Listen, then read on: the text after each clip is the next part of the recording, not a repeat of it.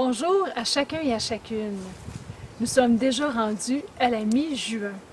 Et ce dimanche, nous allons fêter la fête du très saint sacrement du corps et du sang du Christ, plus communément appelée Fête Dieu. L'an passé, nous avions la joie de vous accueillir pendant 3 jours de suite pour préparer cette grande fête. Compte tenu des circonstances, nous ne pouvons pas faire la même chose cette année, mais nous vous proposons cette capsule pour vous aider à approfondir le grand mystère de l'Eucharistie. Encore une fois, vous aurez la joie d'entendre sœur Nathalie Roberge qui vous approfondira un thème particulier de l'Eucharistie. Mais avant de commencer, je vous invite à chanter avec nous un chant de la communauté de l'Emmanuel, Saint est son nom. Ce chant va nous inviter à déjà remercier le Seigneur et lui dire notre joie pour le grand don de l'Eucharistie.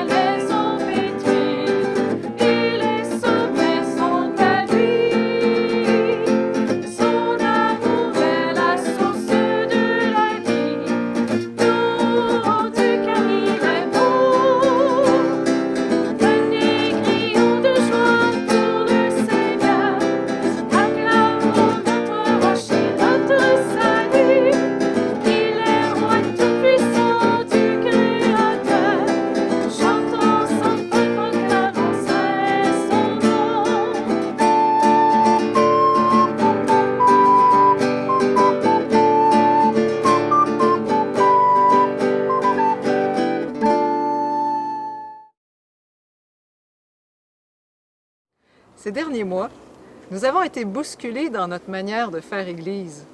La COVID-19 nous a obligés à nous retrancher dans nos maisons. Comment cette expérience imposée, nous a-t-elle permis de revisiter notre foi?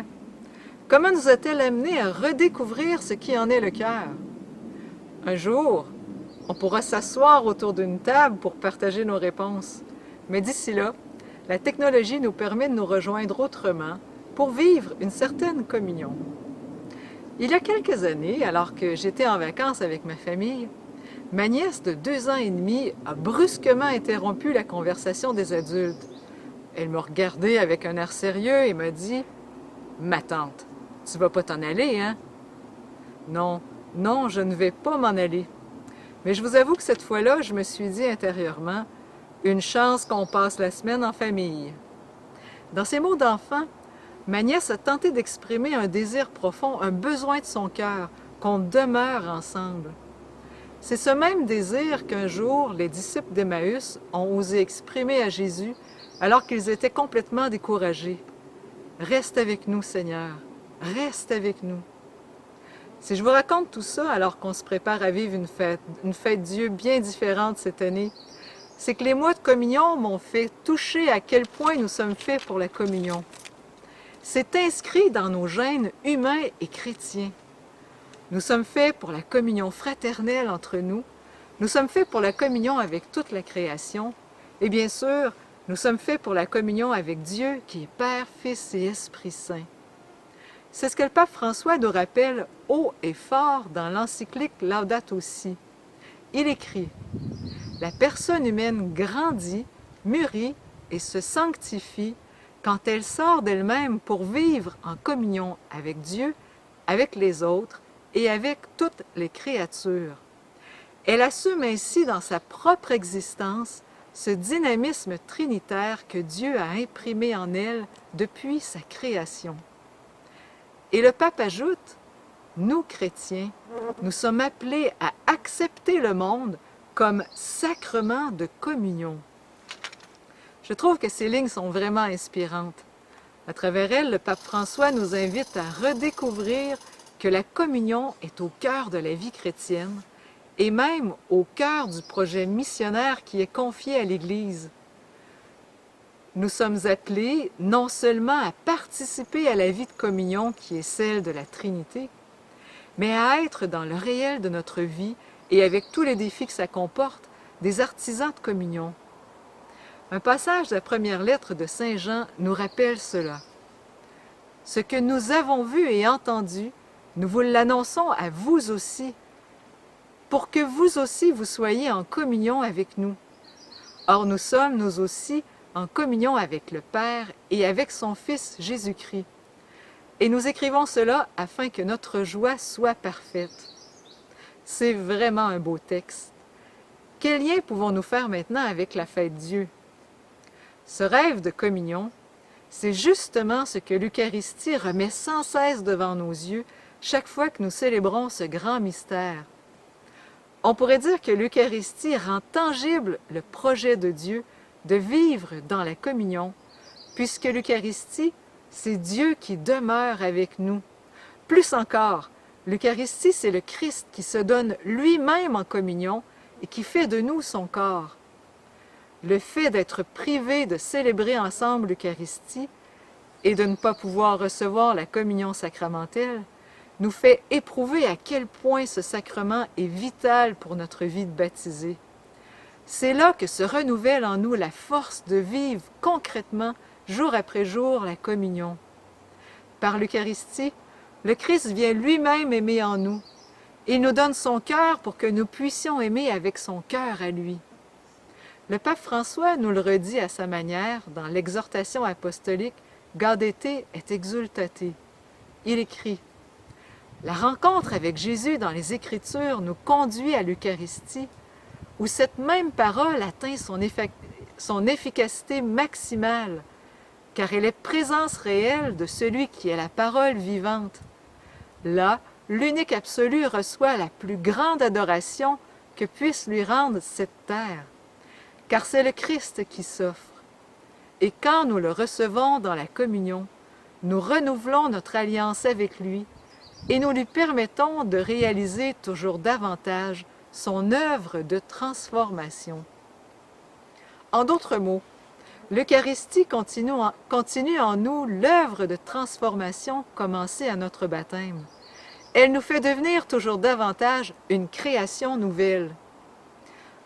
En matière de création, on peut dire que le temps de pandémie nous a poussés à être créatifs pour susciter la communion, pour rendre concret le rêve de Dieu. Nous nous sommes ajustés avec beaucoup d'imagination dans l'attente de retrouver une vie plus normale. Cette expérience inédite nous invite peut-être à repenser la sainteté chrétienne, non pas uniquement comme une perfection personnelle à atteindre, mais comme une invitation à vivre dans une communion toujours plus profonde avec Dieu, avec le prochain et avec toute la création. Est-ce que ce ne serait pas ça le salut? Quand nous aurons la joie de reprendre la vie sacramentelle, puissions-nous tendre plus que jamais à faire de notre vie une messe, en étant notamment des missionnaires de la communion. Comme le disait un jour une spirituelle québécoise, Mère Julienne du Rosaire, « Il n'y a que l'Eucharistie qui sauvera l'Église. » Je vous souhaite donc une belle fête Dieu à chacun et à chacune, et surtout, demeurons en communion.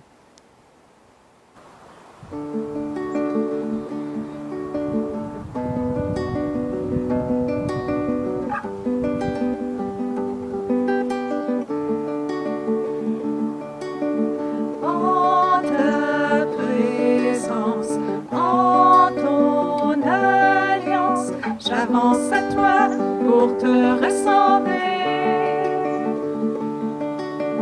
À chaque instant, à tout moment, Je suis tes pas pour te ressembler. Par ma voix, je veux élever ce chant de gloire pour te contempler.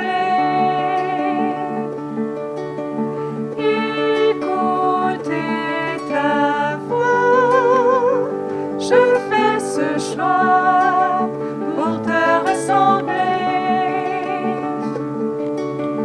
Vivre par la foi, je fais ce choix pour te ressembler, pour te ressembler.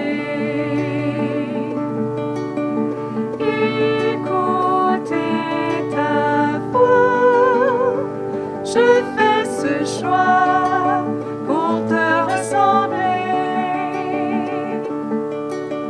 Vivre par la foi, je fais ce choix pour te ressembler, pour te ressembler.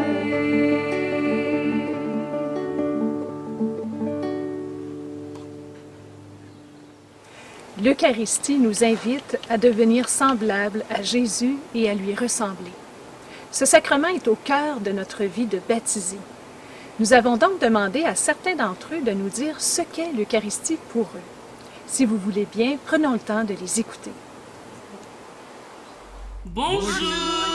Pour moi, l'Eucharistie, c'est le centre de ma vie spirituelle. Pour moi, l'Eucharistie, c'est Jésus qui est proche de nous. Pour moi, c'est le mystère de Dieu fait homme.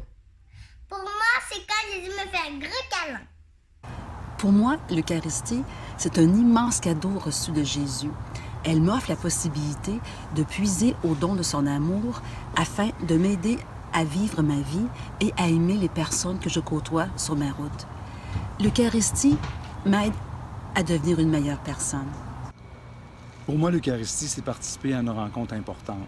Quand on dit rencontre, on dit présence. Alors à l'Eucharistie, je goûte vraiment à la présence réelle de Jésus-Christ sous les espèces eucharistiques. Ça me permet, de le remercier du don qu'il a fait de sa vie par amour pour nous au Père.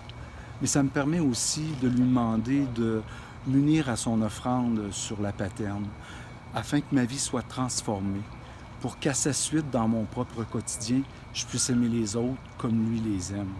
Finalement, c'est à la sortie de ma messe que ma messe commence. Pour moi, l'Eucharistie, c'est une force pour la semaine qui va nous aider dans notre mission de baptiser. L'Eucharistie, pour moi, c'est un moment d'intimité avec le Seigneur et une force aussi pour pouvoir passer à travers les moments difficiles de la vie au quotidien. Bonjour, l'Eucharistie pour moi, c'est un sacrement très, très important. C'est le sacrement où Dieu se donne pour la vie du monde, pour la vie des chrétiens qui sont rassemblés ensemble pour lui rendre grâce. C'est un repas, c'est une nourriture pour moi, c'est le sommet de ma vie chrétienne. En ta présence, en ton alliance, j'avance à toi pour te ressembler. À chaque instant, à tout moment, je suis tes pas pour te ressembler. L'Eucharistie, si j'aurais à le définir en un mot, je vous dirais que c'est l'amour. C'est l'amour avec un grand A. C'est l'amour extrême. L'amour qui se donne totalement, complètement, sans rien attendre en retour. C'est la manière, c'est l'exemple de la manière dont il faut nous aussi nous donner à nos proches, à nous donner dans le monde, en s'abandonnant complètement, sans penser recevoir quelque chose en retour.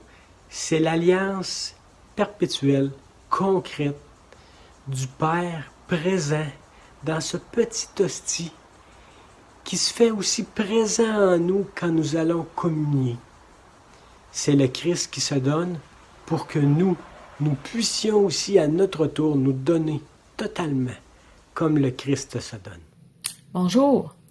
L'Eucharistie pour moi, c'est le désir de ressembler de plus en plus à celui qui est amour, à celui qui m'aime d'une façon inconditionnelle, pour que je puisse à mon tour aimer Dieu et les autres, in finem, comme dirait Mère-Julienne du Rosaire, donc jusqu'au bout. C'est un cœur à cœur, un mouvement incessant d'amour. Pour moi, c'est un cadeau que Jésus nous fait en nous donnant son corps et son sang. L'Eucharistie pour moi, c'est le corps et le sang du Christ qui s'est livré pour nos péchés, qui s'est livré pour nous. L'Eucharistie pour moi, c'est la manifestation de l'amour de Dieu. Par l'Eucharistie, Dieu vient habiter en nous et nous donne sa vie. Donc, l'Eucharistie, pour moi, c'est un moment d'intimité entre moi et Dieu dans lequel nous parlons de nos aspirations profondes, de ce que nous aimons, nous rêvons, de ce qui nous peine, de ce qui nous rend joyeux.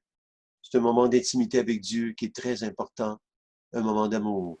Merci. À l'Eucharistie, le Christ me transforme sous la poussée de l'Esprit Saint, par sa parole, en me renouvelant dans ma consécration baptismale, en me nourrissant de son corps, pour me faire entrer dans son offrande d'adoration au Père et faire de ma vie un don d'amour et une action de grâce. En ta présence, en ton alliance, j'avance à toi pour te ressembler. À chaque instant, à tout moment, je suis tes pas pour te ressembler. Pour moi, l'Eucharistie, c'est un moment privilégié que je partage avec celui qui m'accompagne à toutes les minutes de mes journées. Ça me permet de m'arrêter, d'arrêter cette vie effrénée-là, au moins une fois par semaine, pour pouvoir me recentrer sur mes valeurs chrétiennes que je veux partager avec les membres de ma famille et avec tous ceux que je côtoie à tous les jours. Merci beaucoup. L'Eucharistie, pour moi, ça me permet de revivre la scène et emprunter le chemin de la passion. Lever les yeux vers la croix et contempler Jésus et me perdre dans son amour et lui offrir ma vie. L'Eucharistie, c'est le moyen le plus simple, mais aussi le plus extraordinaire que Dieu a choisi pour rester avec nous, entrer dans nos vies, nous transformer en élargissant notre être pour que nous puissions accueillir de plus en plus sa présence, le laisser prendre toute la place et nous transformer à son image. À la suite de ces témoignages, nous pouvons nous aussi nous demander ce qu'est l'Eucharistie pour nous. Prenons quelques instants de silence pour répondre personnellement à cette question.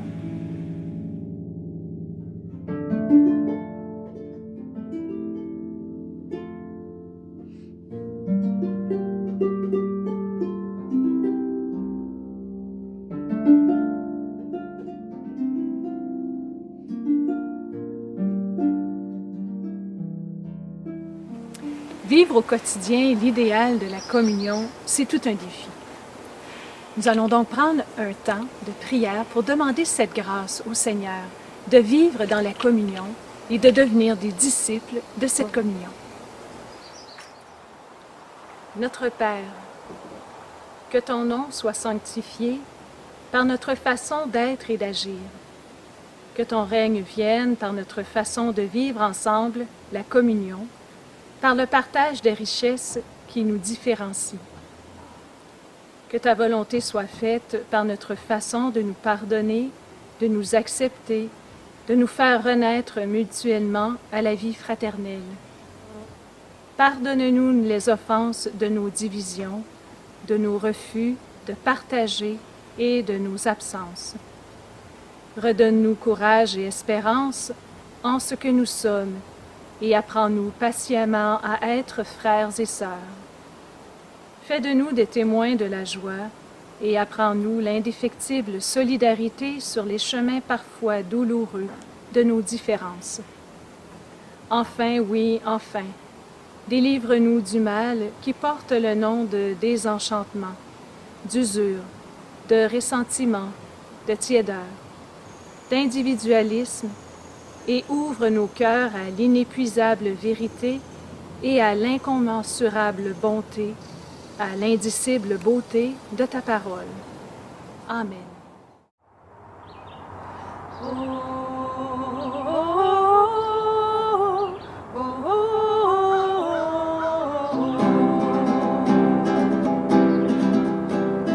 Nous venons célébrer un Dieu vivant, un Dieu présent. Nous venons célébrer un Dieu qui veille, qui est fidèle. Si tu veux le louer, il suffit de lâcher les pensées qui te hantent. Si tu veux le louer, il suffit d'espérer entrer en sa présence. Au loin résonne des tambours, des danses, des rythmes et ce chant. Le peuple entonne, s'accorde aux voix des anges. Brave et entonne la mélodie que t'évoque ce chant.